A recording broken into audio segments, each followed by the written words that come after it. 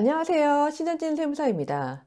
우리 작년에도 만났었는데요. 이번 시간에는 세법 개정을 가지고 다시 돌아왔습니다.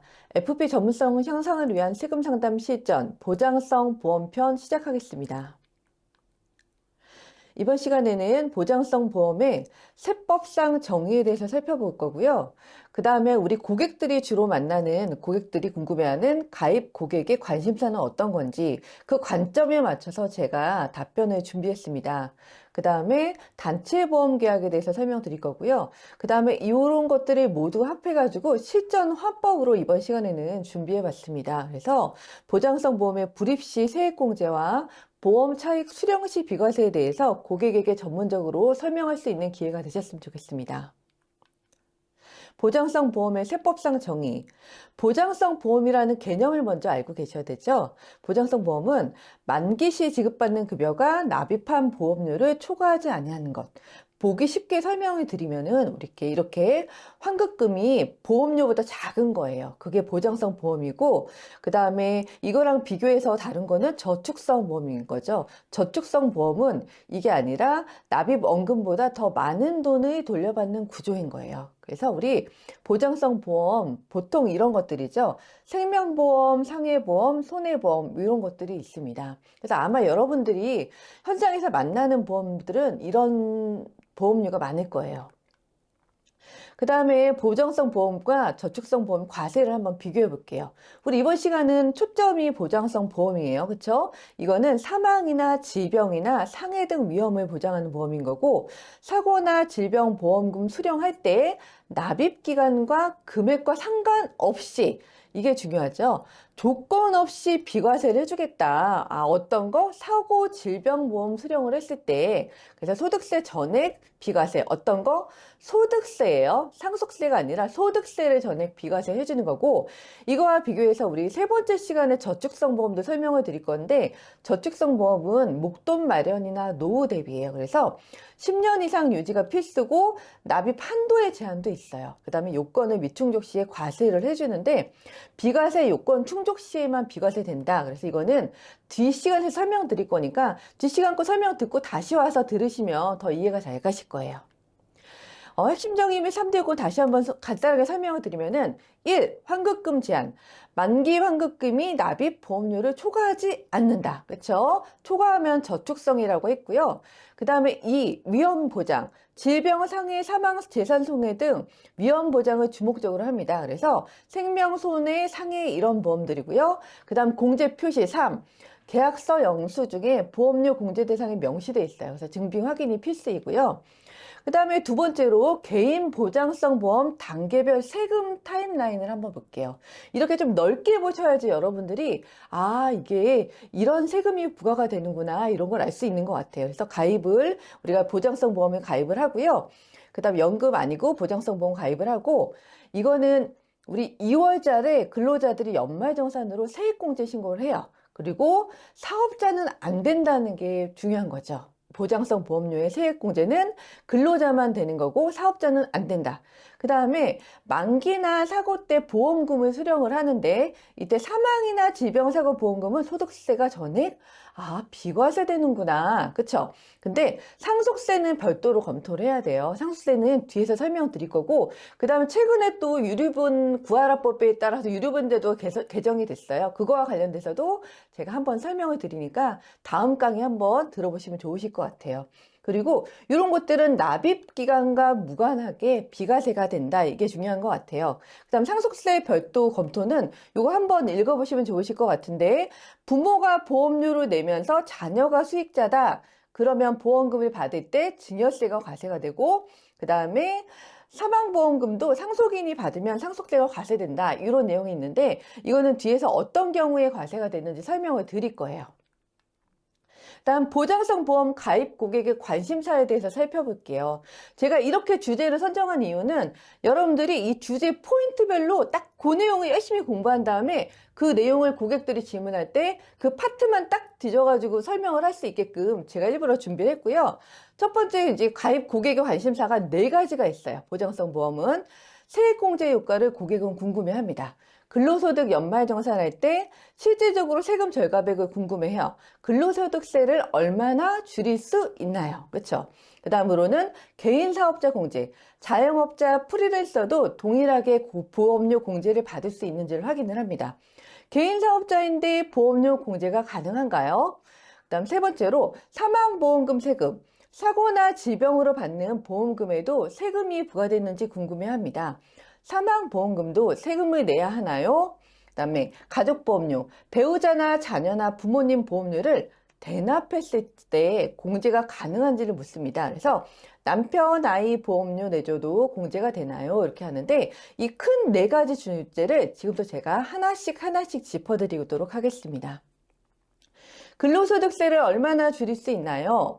일반 보장성 보험료와 장애인 보장성 보험료로 나뉘어요. 그래서 일반 보장성 보험료는 공제율이 12%고 장애인 공제율은 15%예요. 근데 한도가 100만 원이라는 한도가 있는데 뒤에서 이게 어떤 의미인지 설명을 드릴 거예요. 그래서 100만 원에 12%면 13만 2천 원. 이거는 지방세 10%가 포함된 거예요. 그 다음에 이것도 지방세 포함해서 16만 5천 원만큼 최대로 공제받으면 세액공제가 됩니다. 여기서 세액공제예요. 소득공제가 아니라. 그래서 이 산식을 보시면은 연간 납입보험료가 만약에 500만 원이더라도 100만 원을 한도로 한다. 미니멈은 둘 중에 작은 거니까 100만 원을 한도로 해서 요런 공제율만큼 해서 공제가 된다. 그래서 사업자는 제외가 되고 근로자 본인이 계약하고 본인이 납입한 보험료만 되니까 맞벌이 부부가 서로 교차해서 보험료 공제를 할 수는 없어요. 맞벌이 부부가 교차해서 할 수 있는 건 의료비 공제죠. 연말정산할 때 보험료는 안 돼요. 그 다음에 좀 더 이제 여러분들한테 시각화해서 제가 보여드리려고 이런 표를 준비해 봤어요. 스텝 1, 보험료를 확인하자. 연간 실제로 고객이 납입한 보험료를 확인하는 거예요. 그러면은 200만 원이죠. 그쵸? 그 다음에 한도가 얼마라고 했어요? 한도는 100만 원이에요. 초과분은 공제가 안 되는 거. 그 다음에 세 번째로 공제율 계산. 공제율은 일반 보장성이면 12%고 장애인 보장성이면 15%라고 했잖아요. 우리 12% 가정해 볼게요. 15% 하면은 100만 원에 12%를 곱해서 12만 원이 나오고 그거에 10% 지방세를 추가하니까 13만 2천 원이 된다. 우리 소득세는 소득세와 지방세가 짝꿍으로 움직여요. 그래서 소득세가 12만 원이면 그거의 10%인 12,000원이 지방세. 그래서 12만 원 더하기 12,000원에서 13만 2천 원이 총 고객이 세액공제 받는 금액이에요. 소득공제는 달라요. 소득공제는 우리가 공제받고서 여기에 세율을 적용을 한단 말이에요. 그래서 사람마다 높은 세율이 적용되는 사람이 있고 낮은 세율이 적용되는 사람이 있고 그래서 효과가 다르거든요. 근데 이 세액공제는 누구나 공제 효과가 동일한 거예요. 근데 여러분 종합소득세 신고서를 처음 본 분들은 조금 어려울 수도 있죠. 이거 우리 종합소득세랑 관련된 강좌만 따로 있기도 하고요. 그 다음에 제가 제가 설명하는 구조를 한번 설명드리면은 우리 1번에서는 대략적으로 한번 스캔해서 한번 설명을 쫙 드리는 거예요. 어떤 걸 설명하겠다. 그러니까 첫 시간에 어려웠다고 포기하시면 안 되고요. 지금부터 두 번째, 우리 보장성 보험의 관심사는 이때부터 하나씩 파헤쳐서 제가 설명을 드릴 거예요. 그 다음에 마지막 시간에 우리 화법 강의도 할 거거든요. 그거까지 하게 되면은 제 생각에는 제가 여러분한테 똑같은 내용을 한 3번은 반복을 해드리는 거예요. 그래서 저는 항상 강의를 계획할 때 그렇게 계획을 해요. 여러분들이 제 강의를 듣고서도 어느 정도의 머리에 암기가 되는 수준까지 해드릴 수 있도록 하자. 이렇게 노력하거든요. 그러니까 여러분들 화이팅! 네. 그래서 우리 이제 근로소득세를 얼마나 줄일 수 있는지 여러분들 이 서류를 가지고 자세하게 한번 설명을 해보겠습니다. 여러분 국세청 연말정산 간소화 자료 한번 받아보셨나요? 이렇게 나오거든요. 그러면 우리 보장성 보험, 장애인 전용 보장성 보험 이렇게 서류가 적혀 있고 이 사람이 납입한 보험료가 쭉 나와요. 그러면은 여기 뭐 이렇게 피보험자랑 수익자랑 다 나오고요. 그 다음에 총 이 사람이 131만 7,450원을 1년 동안 납입을 했어요. 그러면은 이거는 얼마나 공제되는지 살펴보면은 근로소득 연말정산을 하게 되면 지금 이 예시는 50만 원만 불입했다고 나오는데 이 앞에서 예시했던 100만 원 넘게 불입했다고 하더라도 12만 원까지 공제가 되고 이 50만 원만 불입했다 그럼 6만 원 이렇게 공제가 됩니다. 그래서 최대는 12만 원까지 공제가 되고 근로소득 연천징수 영수증에 이 보험료 쪽에 세액공제란에 이렇게 적힌다 이렇게 보시면 되겠습니다. 근데 이거 우리 연말정산은 근로자만 하는 거죠. 우리 사업자는 소득세 신고를 하는데 사업자는 소득세 신고할 때 이 보험료 세액공제 안 돼요. 일반인들이 잘못 알고 있는 내용 중에 하나가 그건데 어쨌든 사업소득자는 공제받을 수 없습니다. 그 다음에 이제 이거는 제가 여러분들한테 좀 한눈에 딱 파악할 수 있게끔 해드리기 위해서 이 도표를 넣었어요. 반복이에요, 이 내용도. 뭐냐면은 일반 보장성 보험은 우리 12%고 최대 100만 원이고 해서 최대 12만 원이고 지방세 포함해서 13만 2천 원 공제된다고 했잖아요. 그다음 장애인 전용 보험 같은 경우는 우리 15%고 100만 원인데 최대 15만 원이고 지방소득세 포함하면은 16만 5천 원 공제된다고 했고 그래서 예를 들어서 500만 원을 어떤 사람이 납입했다 그러면은 500만 원을 납입했다 그래도 공제율은 13만 2천 원 지방세 포함해서 동일하다. 그리고 어떤 사람이 80만 원을 납입했다 그러면은 이 금액만큼만 공제가 되는데 우리 한도가 100만 원이잖아요. 100만 원 납입했다. 그럼 13만 2천 원. 100만 원에서 500만 원 사이 이렇게 납입해도 이게 고정이 된다는 걸 제가 보여드리고 싶었어요. 그래서 100만 원 한도로 보장성 보험료는 세액 공제가 된다. 그래서 개인 사업자인데 보험료 공제가 가능한가요? 이런 질문 되게 많이 하세요. 두 번째는 이 이슈인데 공제 요건을 제가 세 가지로 뽑아봤어요. 근로소득자가 대상이고 그래서 사업자는 불가능하고 오직 근로소득자만 보험료 세액 공제된다. 그러니까 사업자는 공제가 안 된다. 그리고 만약에 보험료 세액 공제를 공제받기 위해서는 보장성 보험이어야 된다 해서 만기환급금이 납입보험료를 초과하지 않아야 된다. 그래서 저축성 보험은 보험료 세액공제 대상이 아니다. 그 다음에 기본공제 대상자, 근로자 본인 또는 기본공제 대상자를 피보험자로 하는 보험이어야 한다. 이런 요건이 있습니다. 그리고 이분들은 피보험자는 나이가 20세 이하거나 60세 이상이고 소득금액 100만 원 이하 요건을 충족해야 된다. 이런 요건이 있는데 어쨌든 이 세 가지 중 하나라도 빠지면은 보험료 세액공제가 안 된다. 이렇게 보시면 되고요. 이거 뒤에서 다시 한번 설명을 드릴게요. 기본공제 대상자 요건은 여러분들 종합소득세 신고나 연말정산 해보신 분들은 이미 알고 계시지만 이 연간 소득 금액이 100만 원 이하여야 되고 만약에 근로소득만 있다면 총급여 500만 원 이하여야 된다라는 소득 요건이 있어요. 기본공제 대상자는. 그 다음에 나이 요건도 있어요. 이 두 가지를 충족해야지만 기본공제 대상자가 되고 기본공제 대상자를 위한 지출이어야 보험료 세액공제가 됩니다. 근데 나이는 60세 이상 부모님은 자녀는 만 20세 이하여야 된다. 이런 요건이 있습니다. 그래서 여기서 중요한 건 앞 시간에도 설명드렸지만 맞벌이 부부는 서로 기본공제 대상자가 안 돼서 교차로 중복공제는 불가하다. 이거 알고 계시면 좋고요. 그 다음에 세 번째 질문, 사망보험금도 세금을 내야 하나요? 그러면은 보장성 보험 단계별 세금 라인 우리 앞에서도 한번 설명드렸는데 다시 한번 설명드리면은 근로자가 2월에 연말정산 세액공제를 합니다. 불입할 때 매년 불입할 때 2월에 다음에 2월에 연말정산을 하고 그 다음에 만기 사고보험금을 수령한다. 그러면은 사망, 질병, 사고보험금을 본인이 수령한다면 소득세를 전액 비과세 내지 않아도 된다. 그런데 상속세는 별도로 검토해라. 그 다음에 얘네들은 뭐 몇 년을 불입했든 상관이 없다. 납입기간이 무관하다. 그래서 우리 보험의 가치가 그거잖아요. 뭐 한 번만 불입해도 보험을 보장을 받을 수 있다. 뭐 이런 게 보험의 가치잖아요. 그게 이자 소득으로 받는 거에 비해서 우리가 보험을 가입하도록 고객에게 권유할 수 있는 어떤 어필할 수 있는 요소죠. 그래서 이렇게 납입기간과 무관하다. 이게 중요한 내용이고요. 그 다음에 우리 사망보험금도 세금을 내야 하나요? 이런 질문이 있는데요. 우리 상속세 앞에서는 이자소득세에 대해서 설명을 드렸고 이번 시간에는 상속세에 대해서 설명을 드릴 거예요. 상속세는 비과세 되기 위해서는 우리 이런 구조여야 돼요.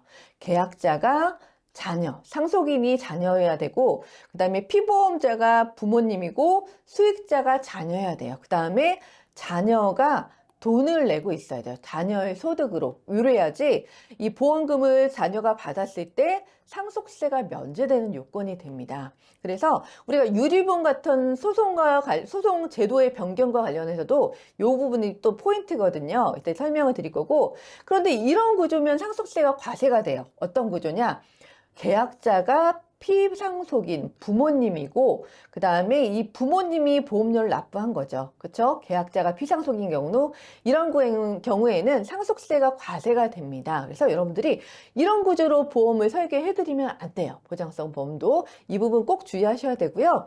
그 다음에 남편 아이 보험료 내줘도 공제가 되나요? 이런 질문이 또 많으실 거예요. 그래서 보면은 계약자, 피보험자, 납입자별로 제가 정리를 해봤는데 모두 근로자 본인이라 그러면은 본인이 내고 본인이 보장받는 거니까 공제가 됩니다. 이거는 보장성 보험료 세액공제가 된다는 거예요. 그쵸? 그 다음에 본인이 납입을 하고 피보험자가 가족이다. 어떤 가족? 기본공제 대상자 소득 나이 요건을 충족하는 가족이다. 그러면은 가족이 소득 나이 요건 충족하면은 이것도 가능합니다. 보험료 공제가. 그런데 이거는 안 돼요.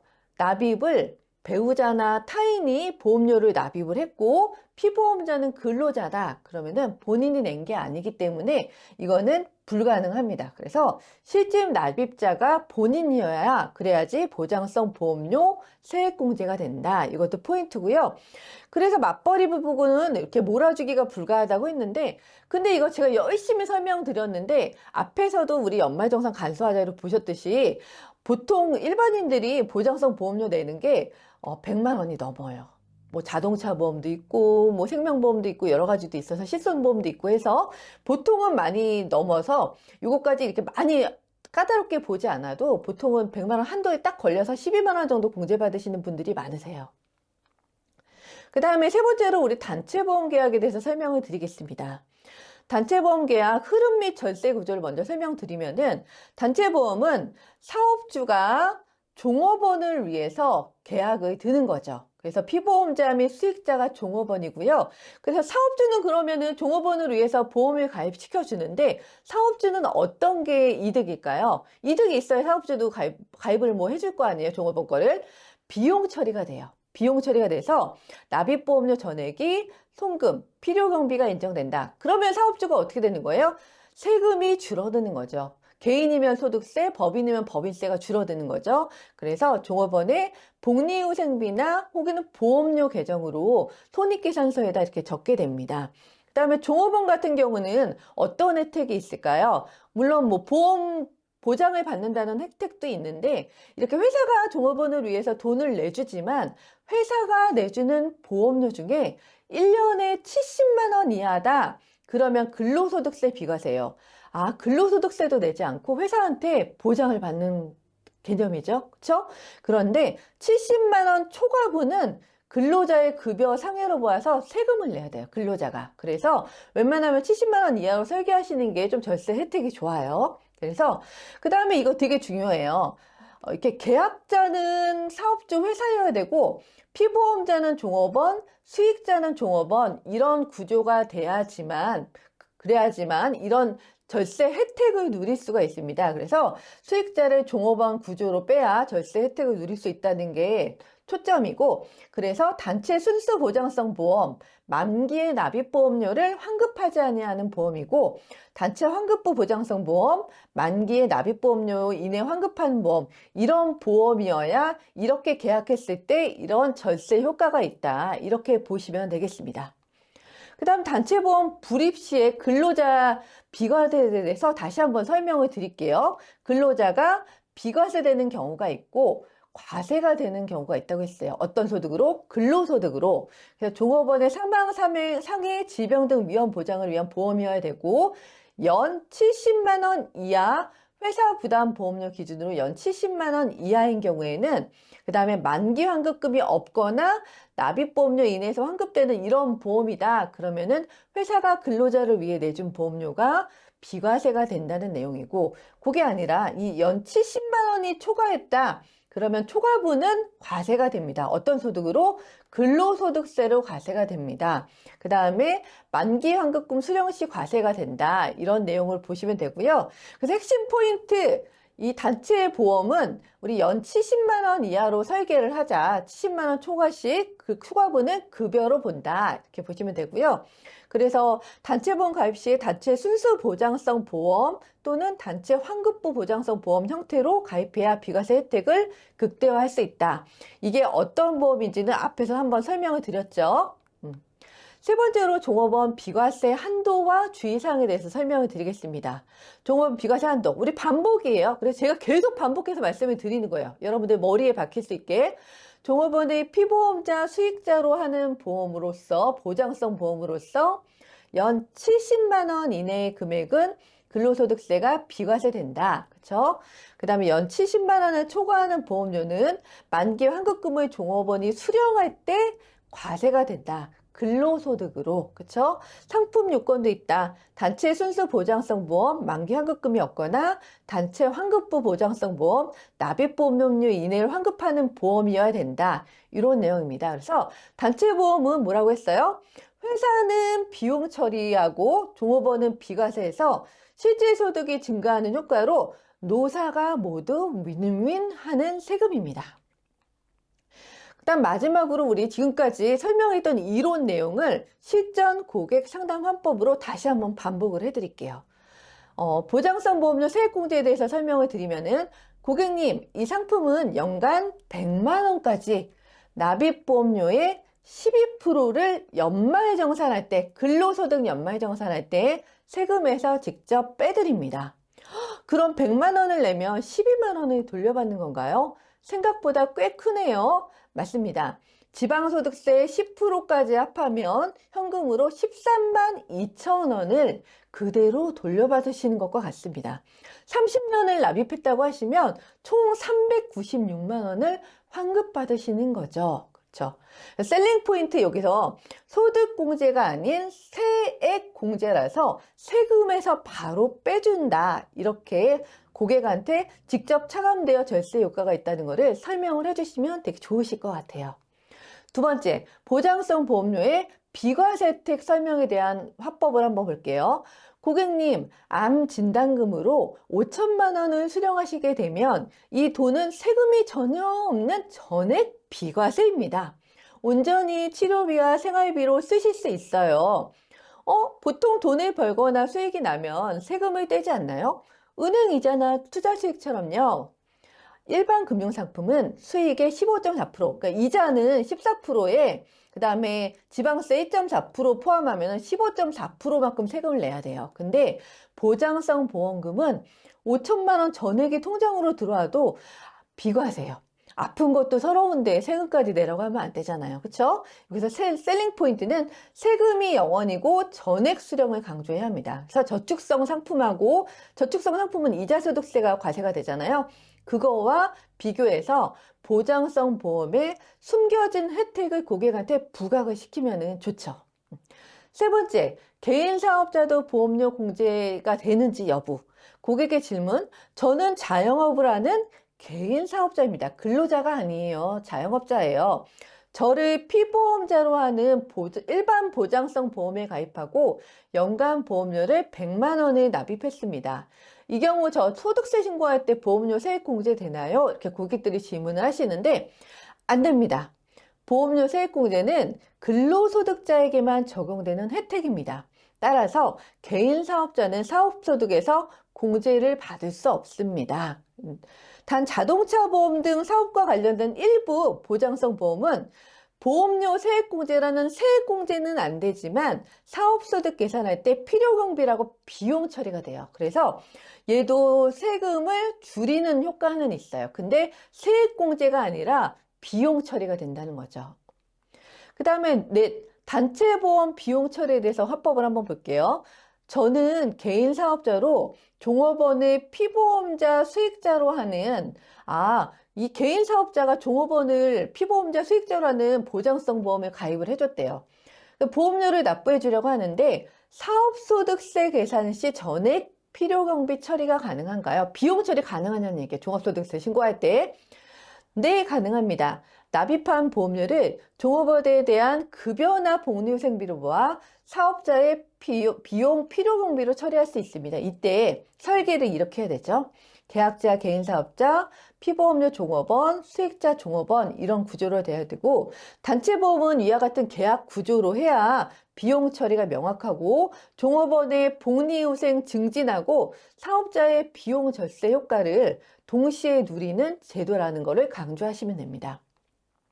그다음 5. 순수 보장형들 고객들이 그러니까 만기에 제대로 환급되는 거 아닌 순수 보장형 가입을 좀 꺼리는 고객들이 있어요. 그럴 때는 이걸 설명을 드리면 될 것 같아요. 여러분, 만기 환급형 낸 돈만큼 돌려받고 싶으세요? 예를 들어서 월보험료가 15만 원을 냈어요. 그러면은 만기 환급금도 원금 수준으로 돼요. 낸 돈만큼 받고 싶어 하셨으니까. 그런데 이렇게 되면 우리 지금 요즘에 막 주식도 올라가고, 그쵸? 그냥 금값도 올라가고 해가지고 화폐 가치가 많이 하락했다고 해요. 근데 이거 물가 상승 시 화폐 가치가 하락하는 거죠. 우리가 생각하기에는 원금이 보장되는 것 같은데 화폐 가치가 하락하고 있는 거예요. 그 금액, 동일하더라도, 그쵸? 높은 보험료는 부담하는데 화폐 가치는 하락한다. 근데 만약에 순수 보장형 플러스 적립으로 고객이 한다. 그렇게 되면은 합리적인 소비라고 목돈을 마련할 수 있는 거죠. 적립을 함으로써 예를 들어서 15만 원이 아니라 보험료가 8만 원 이렇게 해서 보험료를 더 낮게 낼 수 있고, 순수 보장형 보험료가 싸잖아요. 낮게 낼 수 있고, 차액 7만 원, 이 15만 원에서 8만 원을 뺀 7만 원을 30년간 다른 쪽으로 적립을 하는 거예요. 그러면은 누적액이 2,520만 원에 이자랑 이거를 막 여러 가지로 굴렸다 그러면 더 높아지잖아요. 그래서 보장과 자산 증식을 동시에 해결할 수도 있어요. 그래서 순수 보장형이 절대 손해만은 아니라는 거를 고객님들께 조금 어필을 하셔야 돼요. 그래서 고객님, 차액을 별도로 연금저축이나 펀드에 투자하시면 이 만기 환급보다 더 큰 자산을 만드실 수도 있습니다.